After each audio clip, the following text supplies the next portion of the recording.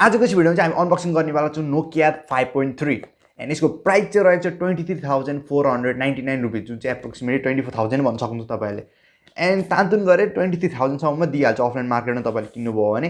And आजको भिडियोमा चाहिँ हामी यसको अनबक्सिङ गर्नेछौँ, यसको रिभ्यू पनि दिनेछु एन्ड कस्तो छ फोन सब कुरा भिडियोमा भनिदिन्छु। सो भिडियो सुरुदेखि लास्टसम्म हेर्नु होला। एन्ड स्टार्ट गरौँ यसको अनबक्सिङबाट अब चाहिँ।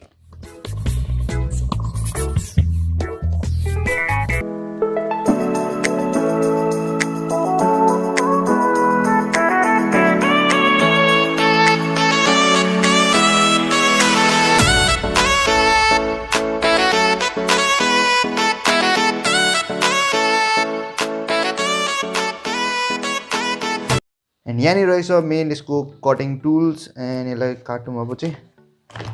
And let's unbox it. And यो कताबाट खुल्छ त्यस पछाडि। एन्ड यहाँ रहेछ टिप एन्ड यहाँ रहेछ main phone. This is the angle and phone झिकौँ। And let's keep the phone in side for just a minute. And यहाँनिर रहेको छ यसको केस एन्ड केस एकदमै राम्रो क्वालिटीको छ। एन्ड तपाईँले टिपिकल केस पाउनुहुन्छ यसमा। एन्ड त्यस पछाडि मुनिहरू पनि यहाँनिर सिम इजेक्टर टुल दिएको छ यहाँनिर। एन्ड दामी प्याक गरेको रहेछ सिम इजेक्टर टुल पनि। एन्ड यहाँ राख्दिउँ मैले, काम छैन। एन्ड यहाँनिर सम पेपर गाइडहरू पाउँछ तपाईँहरूले। एन्ड यो चाहिँ दुबई युनिट हो मेन भन्नुपर्दाखेरि चाहिँ दुबईबाट मगाएको फोन भएकोले गर्दा यहाँनिर तपाईँले दुबईको पनि पेपर पाउनुहुन्छ। एन्ड नोकिया एन्ड यहाँनिर वारेन्टी कार्डहरू रहेको छ। एन्ड यो पनि साइडमा राखिदिउँ। एन्ड यहाँनिर हेरौँ चार्जर। एन्ड यसको चार्जिङ उयो चाहिँ 5 भोल्ट 2 एम्पियर भनेको 10 वाटको फास्ट चार्जिङ त नभनौँ, नर्मल चार्जर दिएको छ, टिपिकल चार्जर। एन्ड यहाँनिर अर्को भनेको डाटा केबल। एन्ड यो चाहिँ रहेको छ टाइप सी दिएको छ यसमा पनि। एन्ड यो पनि खोलेर हेरौँ किन गऱ्यो। एन्ड यसमा तपाईँले हेर्न सक्नुहुन्छ यो पनि टाइप सी मोडल दिएको छ। एन्ड डाटा केबल क्वालिटी पनि राम्रो क्वालिटी दिएको छ। एन्ड मेन भनेको नोकियाको ब्रान्डिङ जुन चाहिँ इयरफोन। एन्ड इयरफोन दिएको छ नोकियाले। एन्ड यसको त्यही पुरानो मोडलकै दिएको छ, यसको एन्टिक मोडल भन्न सकिन्छ। एन्ड एकदमै राम्रो क्वालिटी दिएको छ, मेड इन चाइना। एन्ड राम्रो छ यसको क्वालिटी पनि। एन्ड सबलाई साइडमा राखिदिउँ। एन्ड अब हेरौँ यसको मेन फोन तर्फ। एन्ड फोन यसरी प्याक गरिएको छ। एन्ड यसो झिकौँ। एन्ड यहाँ रहेको छ फोन। एन्ड यसको टेम्पर ग्लास निकालिदिउँ। एन्ड पेपर राख्ने बिसाएको छ। एन्ड फोनलाई अब अन गरौँ। एन्ड यसको ब्याकअप हेर्न सक्नुहुन्छ। यहाँनिर ब्याकअपमा लगाइदिउँ सो द्याट प्रोटेक्टेड रहन्छ फोन। एन्ड अब म यसलाई सेटअप गरेर आउँछु यो फोनलाई। And that will meet.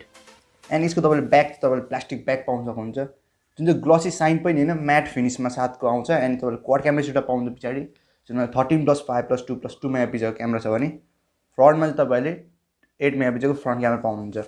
And display त HD+ भइहाल्यो। एन्ड जुन चाहिँ 720p भन्न सकिन्छ। एन्ड अन्डर 24,000 फुल एचडी त दिनु पर्थ्यो कम्पनीले कमसेकम पनि, बट स्टक एन्ड्रोइड दिएको छ जुनले गर्दा चाहिँ अलिकति यसलाई बेटर फोन बनाउन सक्छ यो फोनले। एन्ड यसमा तपाईँले प्रोसेसर पाउँछ क्वालकमको स्न्यापड्रागन 665 प्रोसेसर, जुन चाहिँ ट्राइड एन्ड टेस्टेड प्रोसेसर भन्छ नि। तर 1 वर्ष कि अराउन्ड 1.5 इयर पुरानो प्रोसेसर हो, तर एकदम राम्रो पर्फर्मेन्स दिन्छ स्टिल अहिले पनि यो फोनमा। एन्ड तपाईँले एकदम राम्रो गेमिङहरू गर्न सक्नुहुन्छ, जुन चाहिँ कल अफ ड्युटी पब्जीहरू मजाले स्मुथली खेल्न सक्नुहुन्छ। एन्ड साथमा चाहिँ स्टक एन्ड्रोइडले गर्दा एकदम राम्रो पर्फर्मेन्स तपाईँको पाउनुहुन्छ अभियसली, किनकि स्टक एन्ड्रोइड भनेको एकदम लाइट हुन्छ, जुनले गर्दा तपाईँको फोन चाहिँ ह्याङ हुँदैन।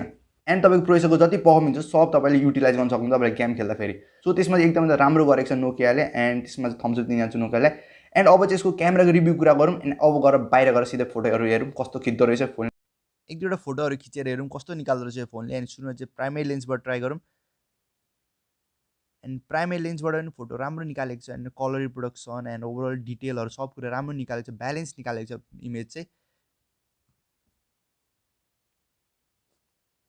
एन्ड अब ट्राई गरौँ यसको ultra wide lens. And ultra wide लेन्सबाट पनि फोटोहरू चाहिँ राम्रै आइरहेको छ। एन्ड यसको कलर रिप्रोडक्सन पनि राम्रो छ, बट स्लाइटली हल्का डिटेल लुज गर्दो रहेछ अल्ट्रा वाइडमा चाहिँ।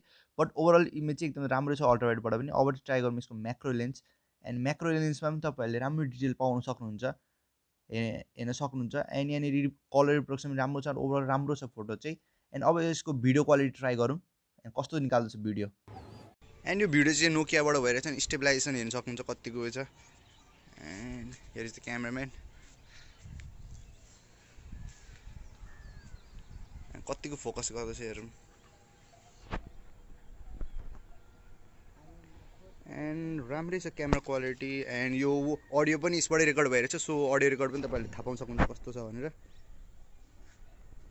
डाइरेक्ट एक्सपोजरमा लाग्दाखेरि ब्यालेन्स ठिकठाकै गर्दो रहेछ, यतिको पनि ठिकै हो। एन्ड अन्डर 24,000 नोकिया 5.3 चाहिँ आफ्नो पर्फर्मेन्स एन्ड आफ्नो ओभरअल स्पेसिफिकेसनमा चाहिँ राम्रो अफरिङ भन्न सकिन्छ नोकियाको तर्फबाट। एन्ड 4000 mAh को ब्याट्री छ जुन डिसेन्ट भन्न सकिन्छ, बट 5000सम्म चाहिँ दिनुपर्छ एटलिस्ट। एन्ड डिस्प्लेमा चाहिँ फुल एचडी दिन सकेको भए झन् बेटर हुन्थ्यो। एन्ड त्यसमा चाहिँ इम्प्रुभ गर्नुपर्छ अझै नोकियालाई। एन्ड यसको बिल्ड क्वालिटी ओभरअल स्पेसिफिकेसन एकदम राम्रो छ। अनि तपाईँले यदि फोन किन्न चाहँदै हुन्छ भने चाहिँ यो फोन पनि कन्सिडर गर्न सक्नुहुन्छ। सो आजको भिडियोमा चाहिँ यति नै थियो। भिडियो मन पऱ्यो लाइक कमेन्ट सेयर गर्न नबिर्स्नु होला। एन्ड च्यानल सब्सक्राइब गरेर बेल आइकन थिच्नु, सो द्याट यस्तो नयाँ भिडियो च्यानलमा आइरहन्छ। सुरु नोटिफिकेसन पाएर सुरु भिडियो सक्नुहुन्छ तपाईँले।